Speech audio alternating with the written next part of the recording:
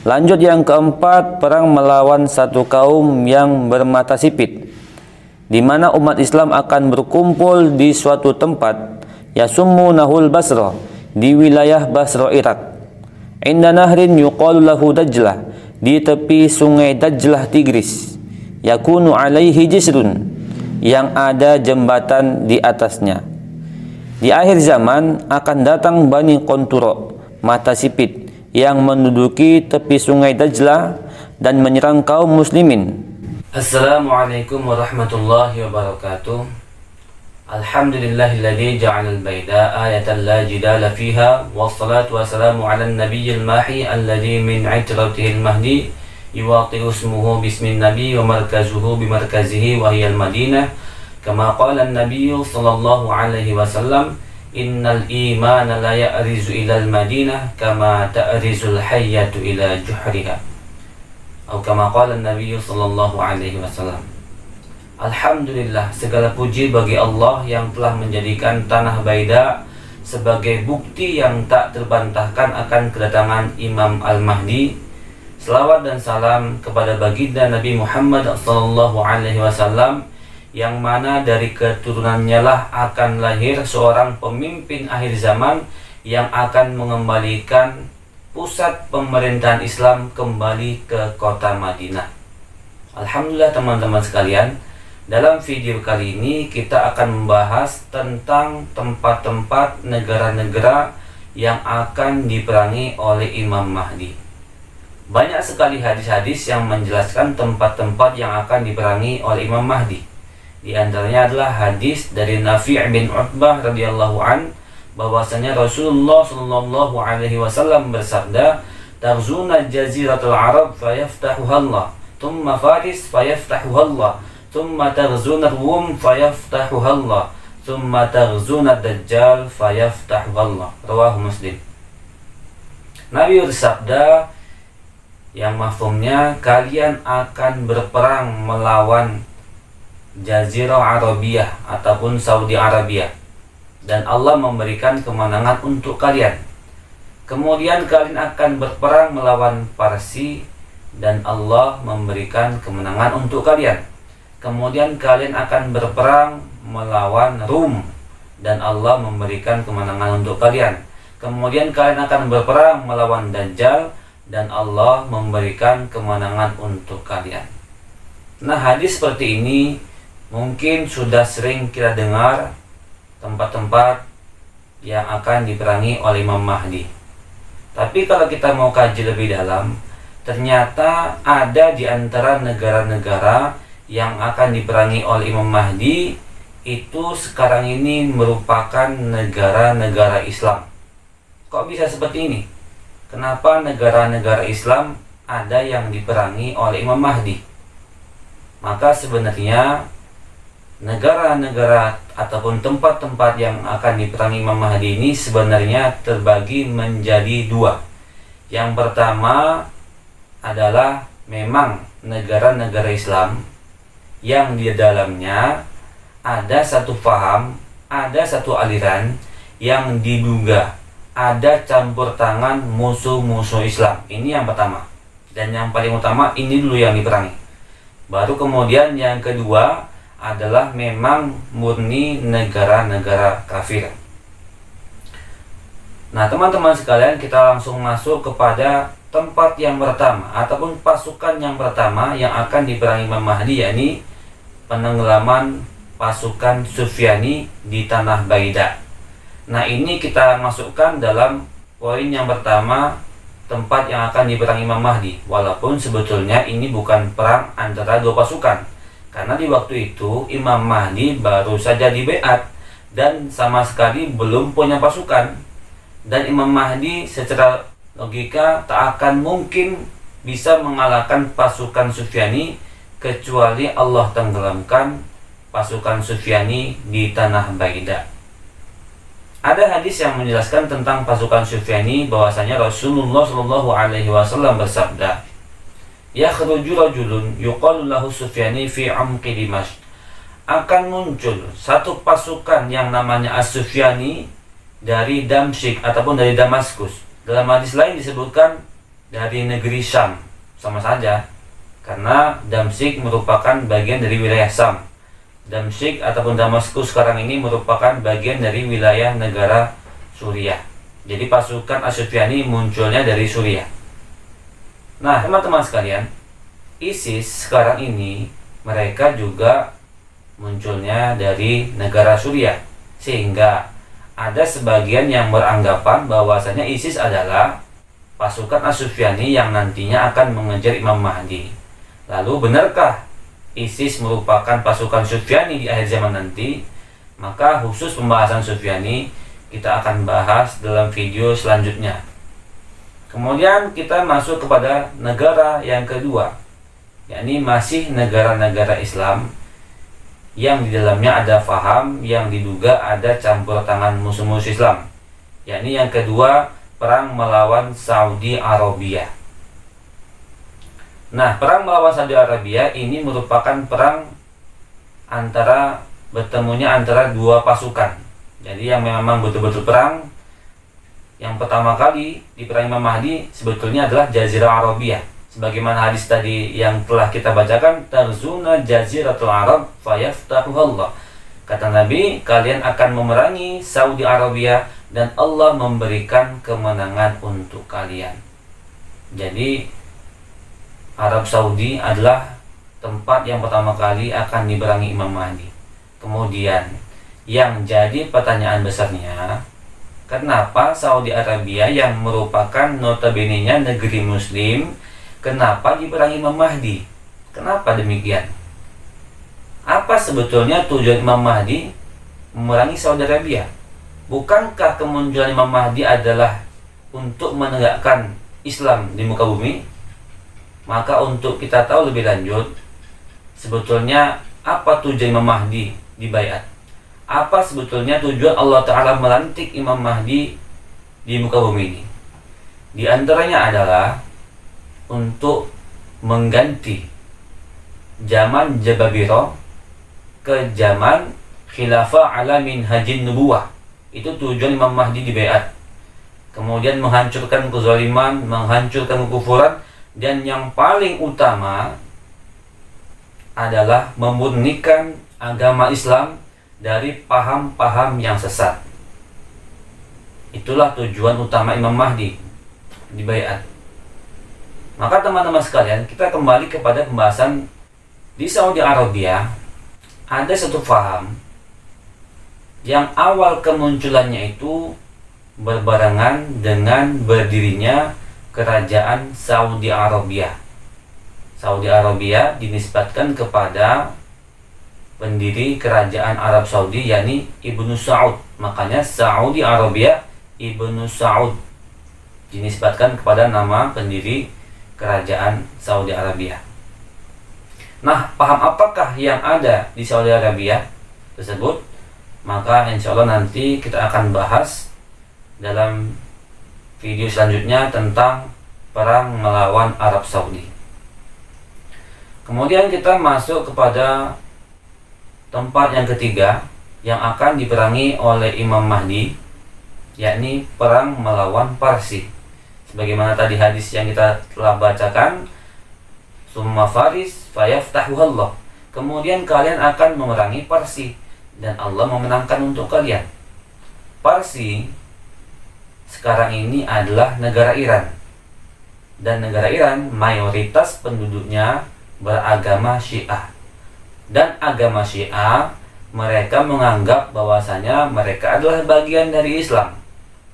Lalu yang menjadi pertanyaan besarnya, kenapa negara Iran itu adalah tempat yang nantinya akan diperangi oleh Imam Mahdi? Ada apanya?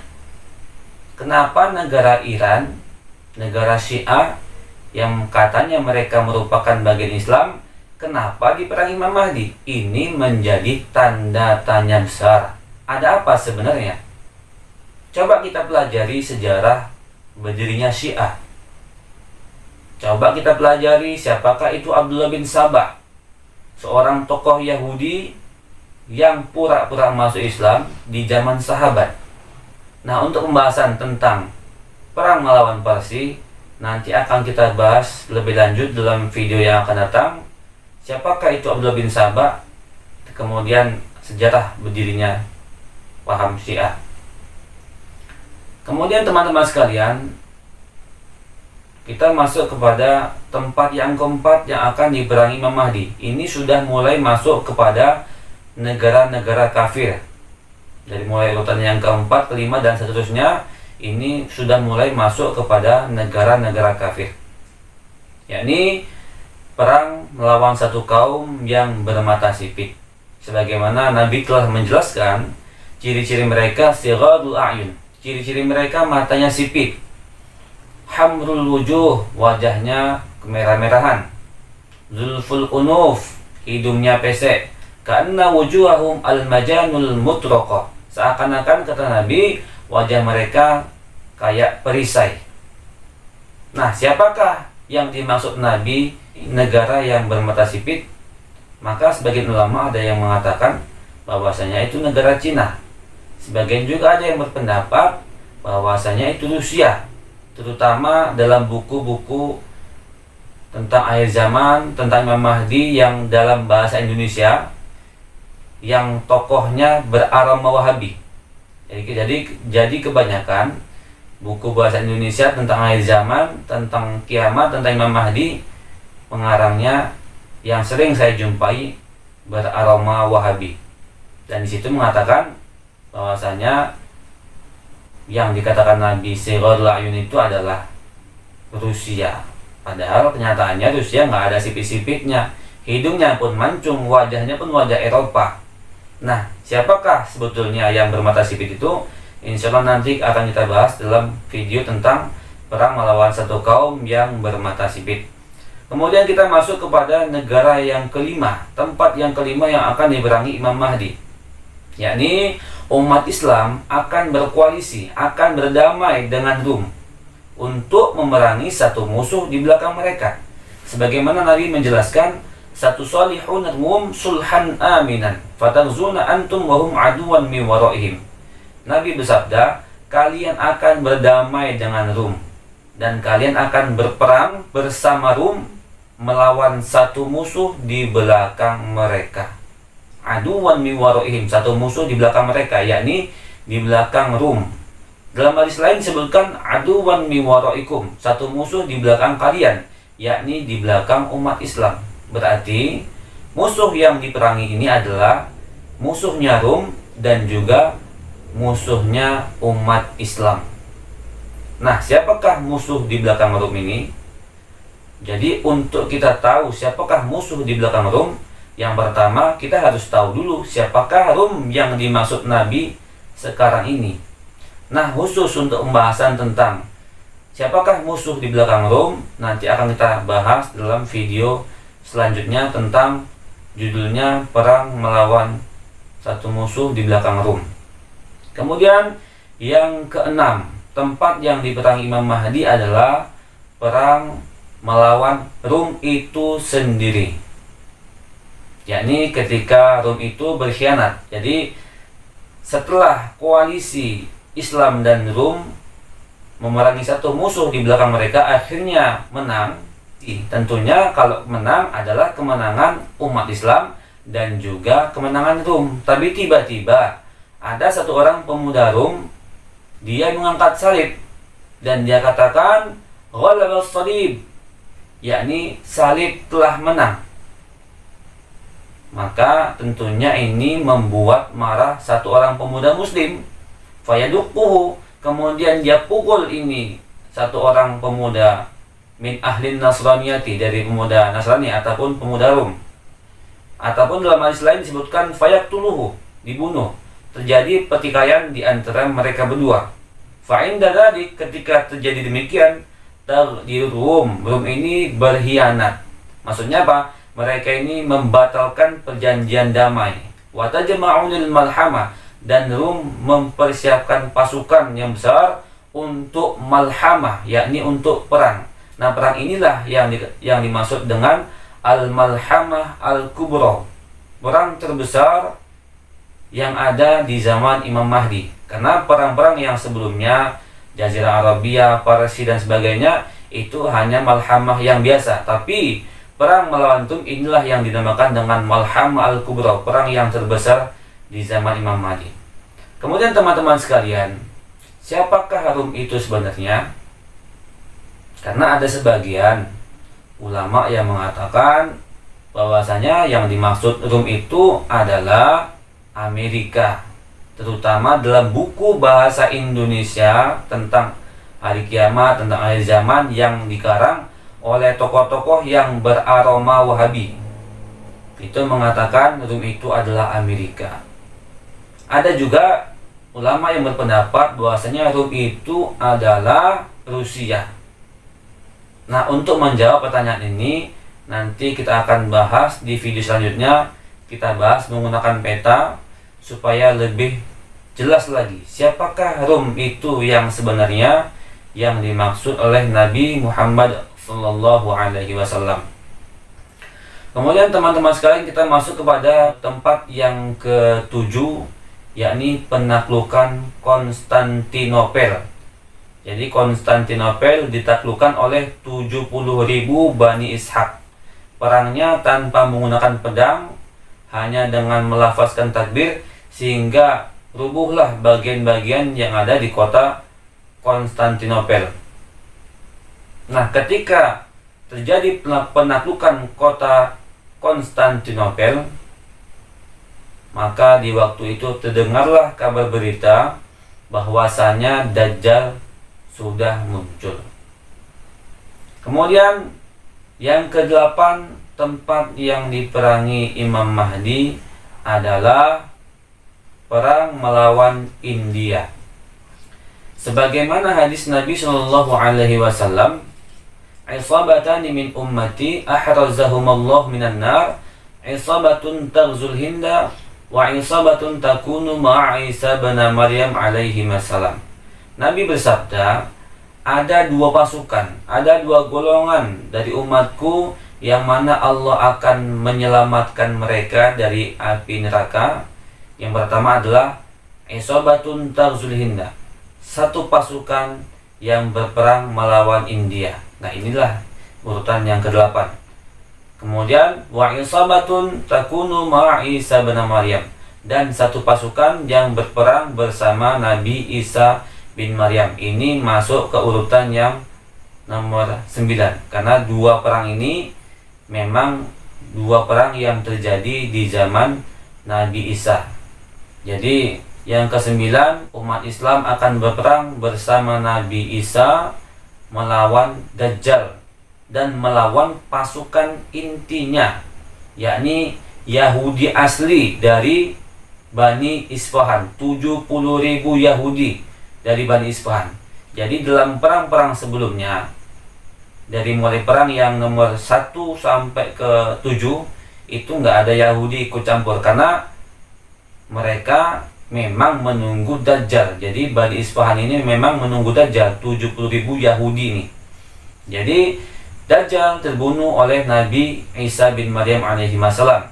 Kemudian 70.000 Bani Isfahan akan dikalahkan oleh umat Islam, terbunuh semuanya secara keseluruhan tanpa terkecuali. Kenapa? Karena dalam hadis disebutkan seluruh tempat di muka bumi ini, pepohonan, bebatuan akan menyaksikan, "Hei fulan, ya muslim, ya abdallah, wahai muslim, wahai hamba Allah, hada Yahudi khalfi, ini ada Yahudi di belakangku, fata'al, datanglah dan bunuhlah dia." Jadi tidak ada satu bangsa pun disebutkan dalam satu hadis yang disaksikan untuk dibunuh kecuali bangsa Yahudi, yang mana seluruh tempat itu memberikan kesaksian, menunjukkan tempat persembunyian Yahudi. Kemudian yang terjadi juga di zaman Nabi Isa, yakni sebagaimana hadis Nabi, "Wallahi la yanzilanna Isa bin Maryam hukman adilan, fala yuksiranna as-salib wa la yaqtulanna al-khinzir." Demi Allah, kata Nabi, Nabi Isa akan turun menegakkan hukum yang adil, menghancurkan salib dan membunuh babi. Jadi di sini Nabi Isa tujuannya juga adalah untuk menghancurkan salib.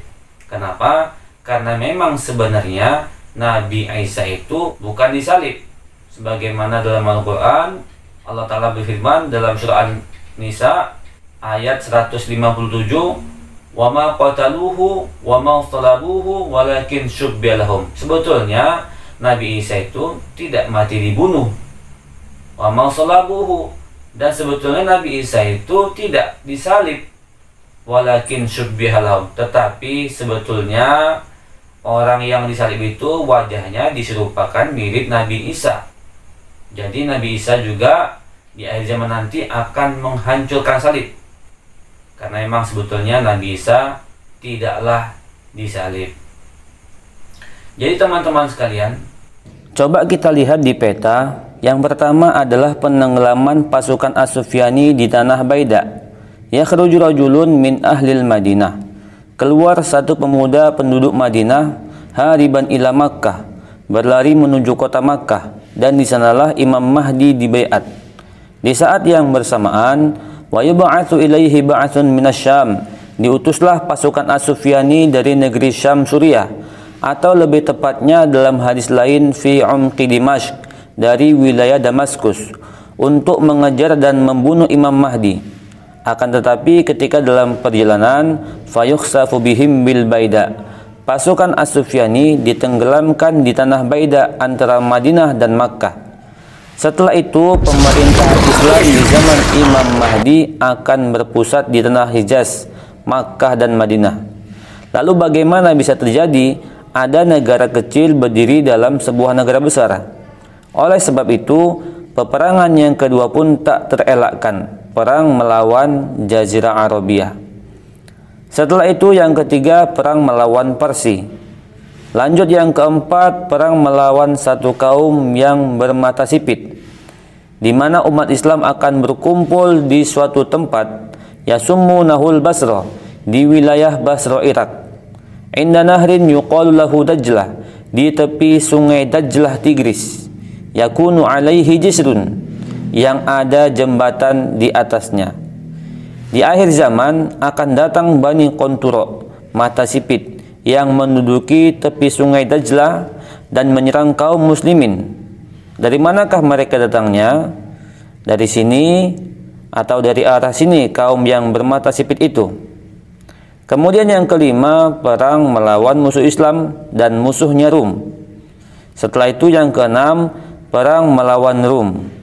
Sejarah mencatat Romawi ada dua, Romawi Timur dan Romawi Barat. Lalu yang manakah Romawi yang dimaksud Nabi Muhammad sallallahu alaihi wasallam? Oleh karena itu, jangan lupa tonton video selanjutnya tentang setiap negara-negara, setiap tempat-tempat yang akan diperangi Imam Mahdi secara khusus. Karena dalam video ini tidak mungkin saya jelaskan satu persatu semuanya secara jelas, karena durasinya nanti takutnya lama. Maka oleh karena itu setiap poin-poinnya nanti akan kita bahas khusus dalam video selanjutnya. Mudah-mudahan ada manfaatnya untuk kita semua. Wabillahi taufiq wal hidayah. Wassalamualaikum warahmatullahi wabarakatuh.